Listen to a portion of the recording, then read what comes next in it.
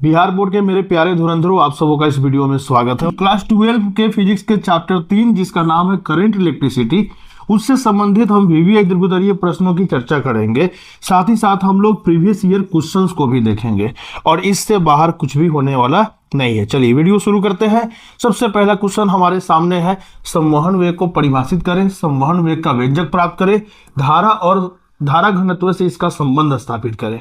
यानी संवहन वेग जिसको हम लोग ड्रिफ्ट वेलोसिटी कहते हैं, वीडी।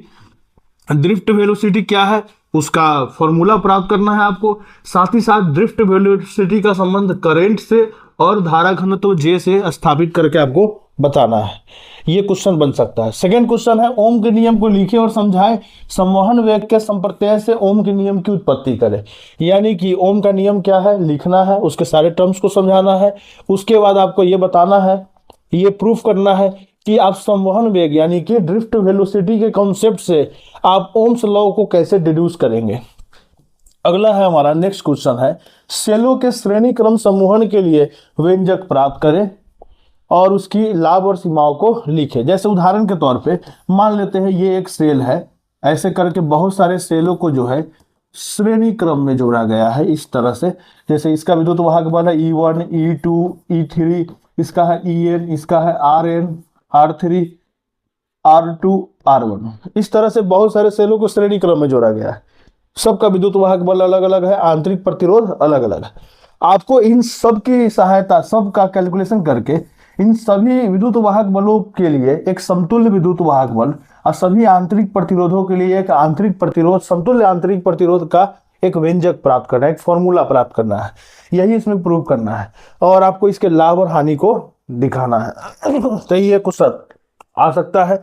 अगला है, सेलों के समांतर क्रम समूहन के लिए व्यंजक प्राप्त करें और इसके लाभ और सीमाओं को लिखे। सेलों के मिश्रित समूहन के लिए व्यंजक प्राप्त करें, यानी कहने का मतलब है श्रेणी क्रम, समांतर क्रम और मिश्रित समूहन। ये तीन तरीके में से कोई भी पूछ सकता है, आपको अच्छे से देख के जाना है सबको। आगे आते हैं। अब तक प्रीवियस ईयर क्वेश्चन अब तक नहीं आया है, बोर्ड में पूछा हुआ क्वेश्चन अब तक नहीं आया है। लेकिन जैसे हम छठा क्वेश्चन में आते हैं तो हमें मिलता है, किरचॉफ के नियमों को लिखिए, समझाएं और इन नियमों का उपयोग करके व्हिटस्टोन ब्रिज की संतुलन की अवस्था प्राप्त करें।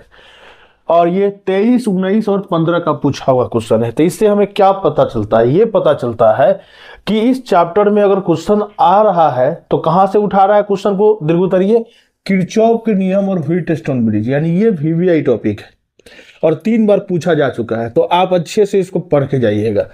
व्हिटस्टोन ब्रिज से आप क्या समझते हैं? इसकी संतुलन की शर्त का व्यंजक प्राप्त करें। उसी क्वेश्चन को इस तरह से भी पूछा जा सकता है।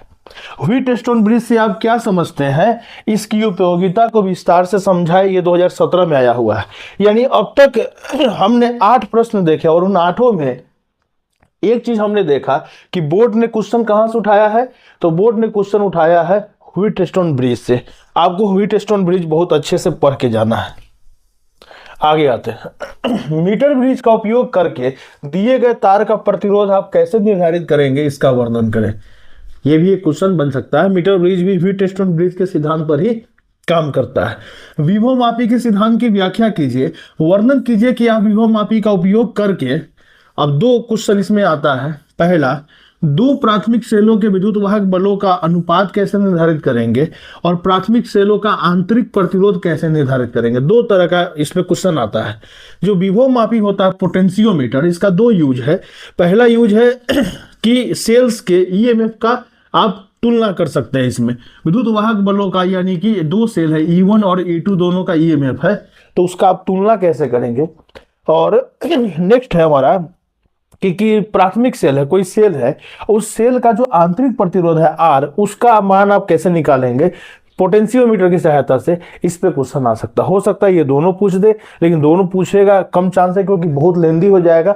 तो इन दोनों में से कोई एक पूछेगा। जैसे आपके सामने एक क्वेश्चन मैं यहाँ प्रस्तुत कर रहा हूं, विभव मापी या पोटेंशियोमीटर को परिभाषित कीजिए।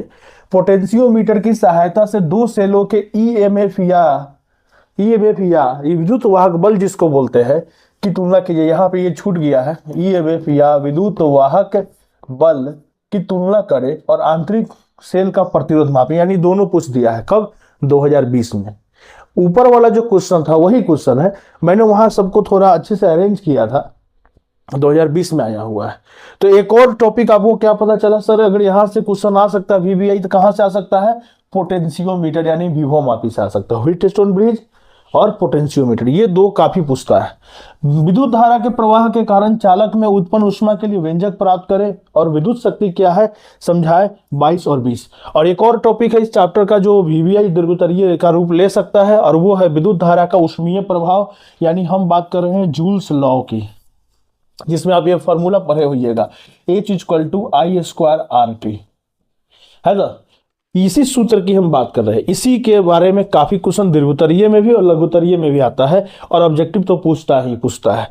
तो आपको इसको थोड़ा ध्यान रखना है, 20 और 22 में पूछा है। तो अब तक आपको यही पता चला कि सर कौन कौन से टॉपिक्स है जो वीवीआई है। तो दीर्घोत्तरीय के लिहाज से अगर हम क्लास 12 के फिजिक्स की बात करें, अगर हम बात करें क्लास 12 के फिजिक्स के चैप्टर 3 की अगर हम बात करें, तो दीर्घोत्तरीय के लिहाज से हमारा वीवीआई टॉपिक अगर कोई बन के आ रहा है तो वो टॉपिक है हमारा व्हीटस्टोन ब्रिज बन के आ रहा है।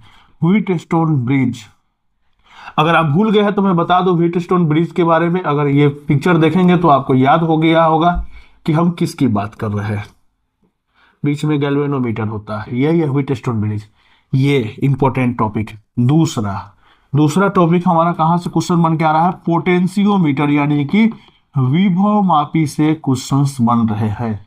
और तीसरा हमारा जो है heating effect of electric current, heating effect of electric current यानी विद्युत धारा का ऊष्मीय प्रभाव, या इसी में एक शब्द आता है जूल्स लॉ, जिसमें हम लोग जनरली H=I²RT वाला जो फॉर्मूला है या VIT वाला जो फॉर्मूला आता है उसकी हम बात कर रहे हैं। यही 3-4 टॉपिक है जो आपको बहुत अच्छे से देख लेना है। बाकी जो हमने क्वेश्चंस बताए वो संभावित है, आ सकते हैं, लेकिन इन 3 टॉपिक्स को जितना अच्छे से हो सके उतना अच्छे से पढ़ के जाइएगा।